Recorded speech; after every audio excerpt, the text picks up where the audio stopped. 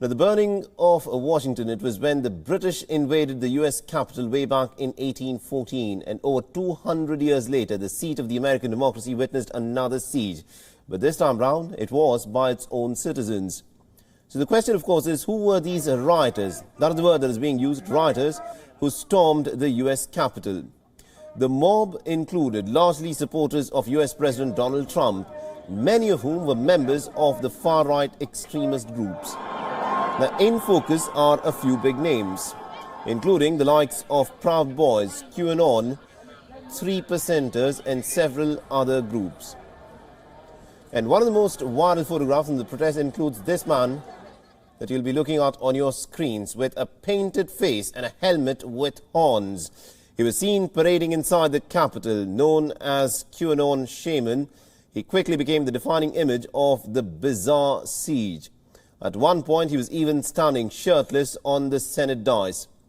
For years, QAnon has remained on the fringes of the internet, but in the last 4 years, it's actually become mainstream, much like what happens to many of these far-right groups whenever far-right governments come to power. The group has floated conspiracy theories. It's also been a major catalyst for Stop the Steal protests. Donald Trump has refused to condemn the group, often even praising them, saying that they love the country and that they are actually patriots. Do it. Say it. Do you want to call them? What do you want to call them? Give me a name. Give me a white name. Supremacists and white like me to condemn? White supremacists and right Proud Boys. Stand back and stand by. But I'll tell you what. Somebody's got to do something about Antifa and the left, because this is not a right-wing problem. This is a left-wing. This is a left-wing problem.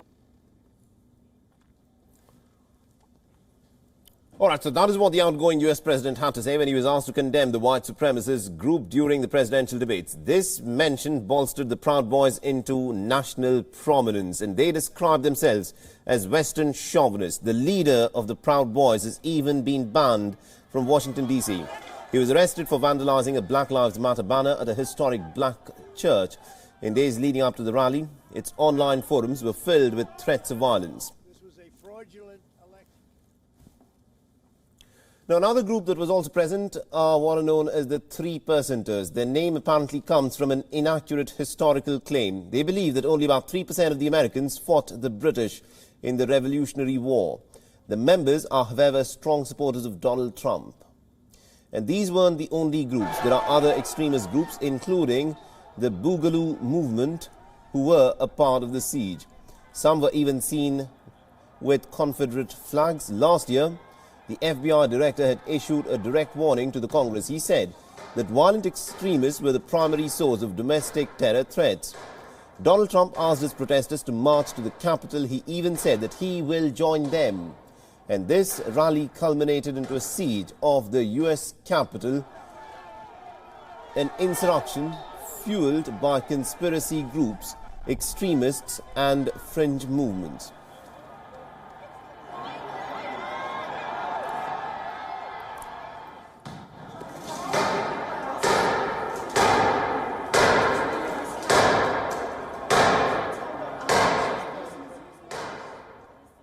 All right, now to give us more perspective in terms of what's unfolding in the aftermath of all of these events right now in the United States, we are joined in by our correspondent Jagrati Dave, who's joining us live from Washington, D.C. Jagrati, we saw what happened yesterday, and subsequent to that, the calls to remove the President of the United States by invoking Article 25 grew, and subsequent to that, the President seems to be striking a conciliatory tone, but he still insists that this was an unfair election.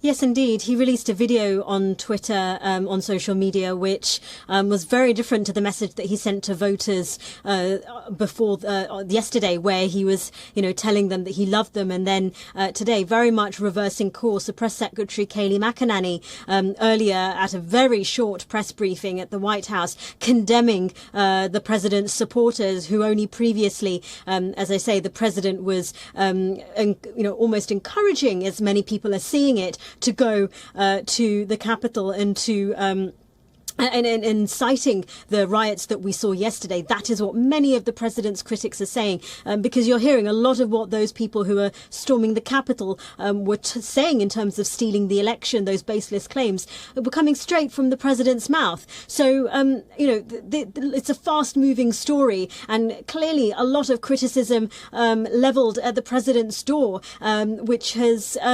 which has spurred on this latest video. Absolutely, indeed. Now, the question that a lot of people would, of course, be asking and wondering about is, now, the Capitol happens to be one of the most secure and one of the most guarded places anywhere in the world. But when this mob turned up, it was very easy for them to gain access. What actually went wrong in the security that had been deployed for such an important event that was taking place yesterday?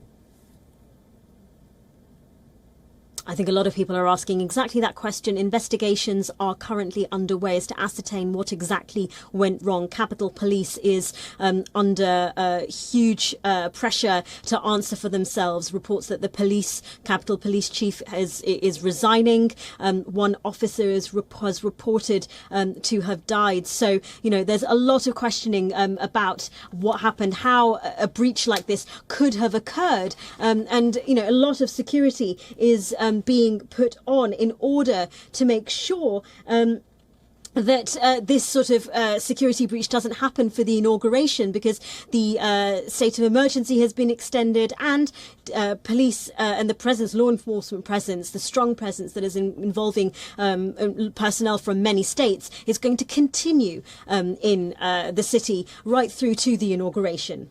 Right, my last question to you is, what happens to Donald Trump politically here? Because more than anything else, it appears to be in a loss of face for the president who is on his way out. He's been talking about wanting to contest the election again in the year 2024. But what happened yesterday, does it now diminish his chances? I think many people would say it absolutely does diminish President Trump's chances of another run. You're seeing a lot of his supporters turning away from backing those claims that he has been making about the election being taken away from him, being stolen. Lots of people who worked in the White House coming out and saying that the Republicans and the president must accept the result of the election. You still do have some people who are continuing to back those challenges. Josh Hawley, a senator, very prominently has been doing so, but some of his prominent supporters who said initially that they were going to support those challenges to the Electoral College votes ended up not doing so, like Kelly Loeffler, the senator for Georgia, who's been unseated by the Democratic challenger Raphael Warnock. So you're seeing real questioning of the soul of the Republican Party. How many of those are wanting to continue thinking that, well, the base still support President Trump, so do they want to still continue along that vein, or is this a return to perhaps a more old school Republican Party? Indeed, that of course remains the big question. Thank you very much indeed, Jagrati Dave, for joining us and getting us all those insights there. WION is now available in your country. Download the app now and get all the news on the move.